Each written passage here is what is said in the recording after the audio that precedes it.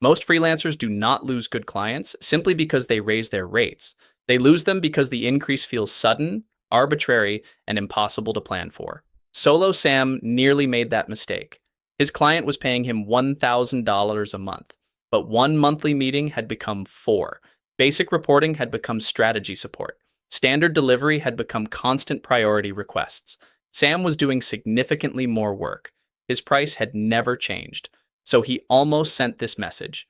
Starting next month, my rate is increasing from $1,000 to $1,400. That might solve Sam's pricing problem.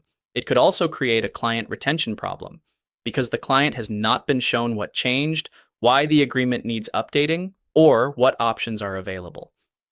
In this video, you will see how Sam moves this client from an outdated $1,000 arrangement to a sustainable new agreement without using an ultimatum.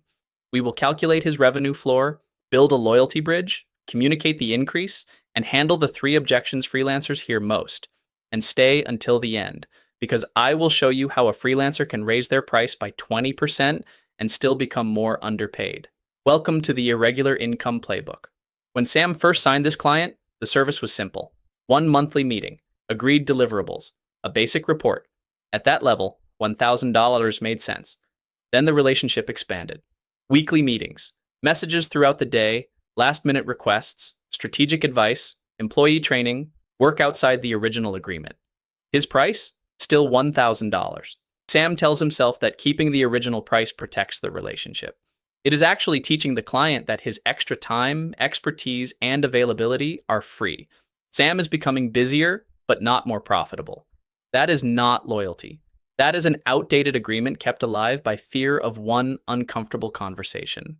Loyal clients are not entitled to your original price forever, but they are entitled to clear communication, reasonable notice, and a professional transition. The goal is to show why the working relationship must be updated.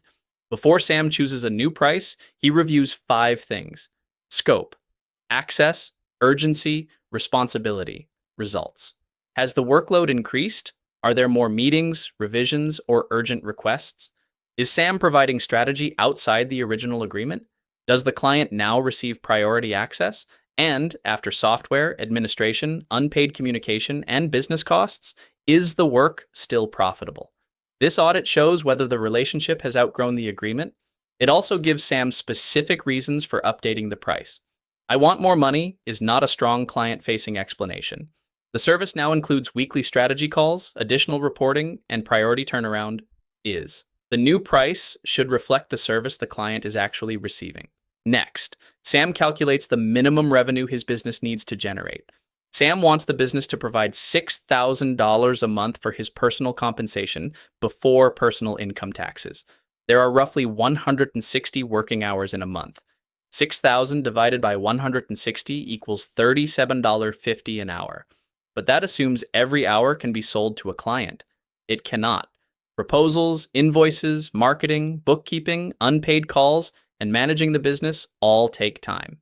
Suppose Sam can realistically sell 100 billable hours each month. 6,000 divided by 100 means he needs $60 an hour just to reach his compensation target.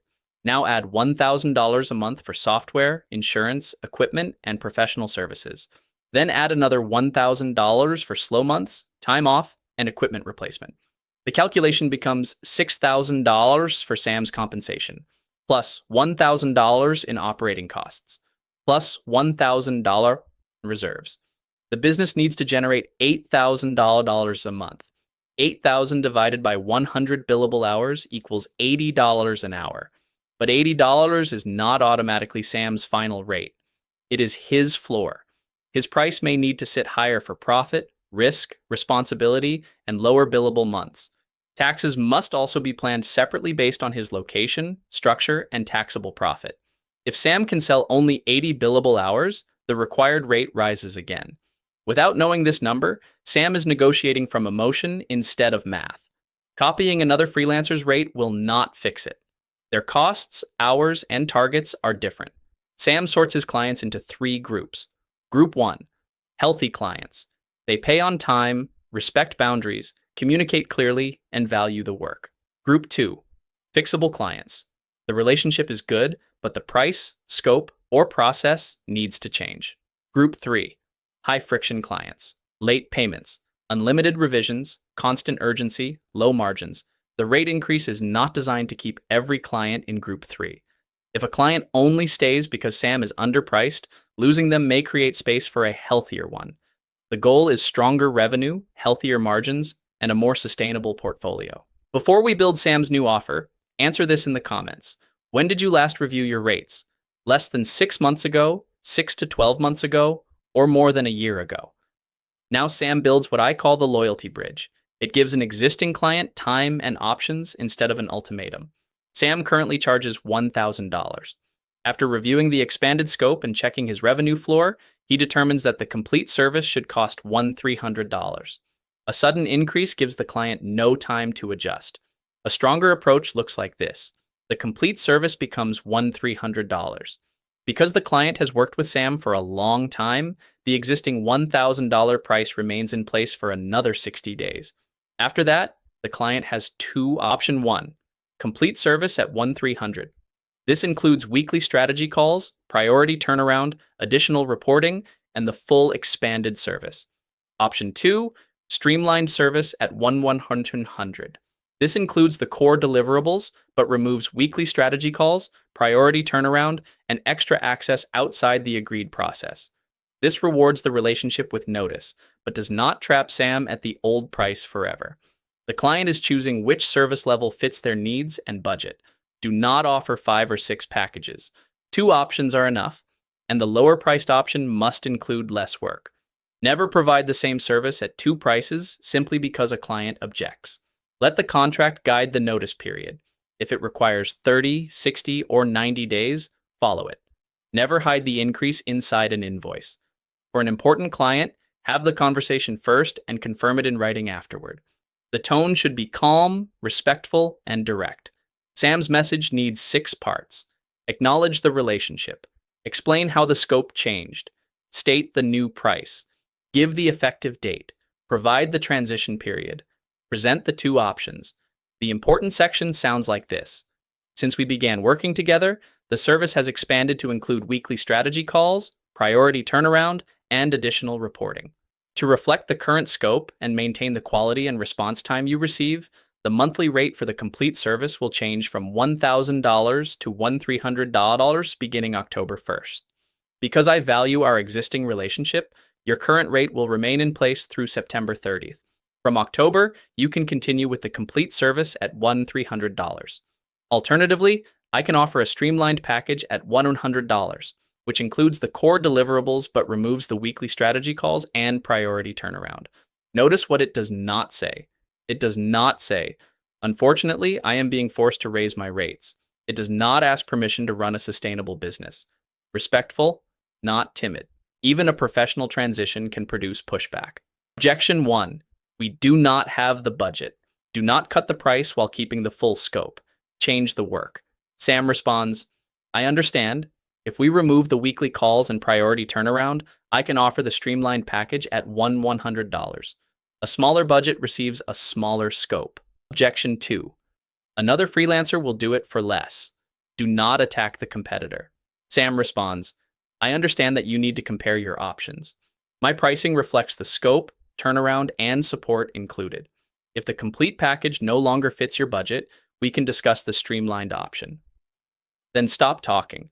Silence is not a reason to negotiate against yourself. Sam's job is not to win every price comparison, it is to make his offer clear. Objection 3. We have been loyal to you. Sam responds, I genuinely value that, which is why I am providing a streamlined option available. I also want to make sure I can continue delivering reliable, high-quality work long-term. Loyalty should influence the transition.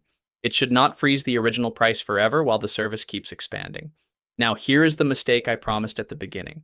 A freelancer can increase their price by 20% and still become more underpaid. How? They become nervous after announcing the increase and promise more work to justify it. Faster turnaround. Unlimited revisions, availability at all hours, extra meetings and deliverables. Price up 20%, workload up 40%. That is not a successful rate increase. It is a new version of underpricing. Sam avoids this by connecting each price to a defined scope. His agreement specifies what is included, what is excluded, how many revisions are allowed, how communication works, expected turnaround, and what happens when the client requests more. A higher price without stronger boundaries can still leave Sam underpaid. Whether you charge hourly, by project, or through a retainer, the scope must be defined. Fixed pricing is not permission for unlimited work. So what happens with Sam's $1,000 client? He explains how the service expanded. He provides the 60-day transition, and he offers the two choices.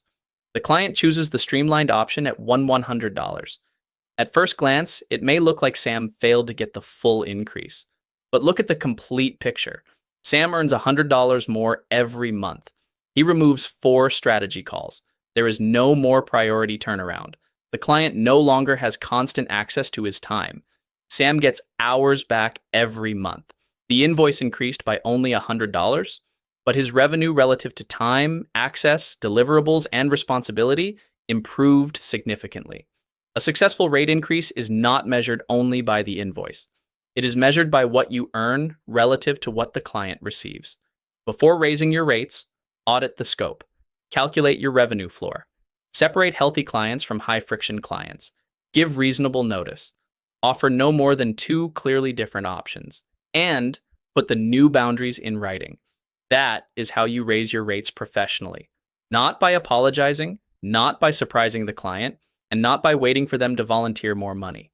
The hardest part is accepting that some clients may say no, but keeping every client is not the same as building a healthy business. A professional rate increase gives good clients clarity, options, and time to adjust.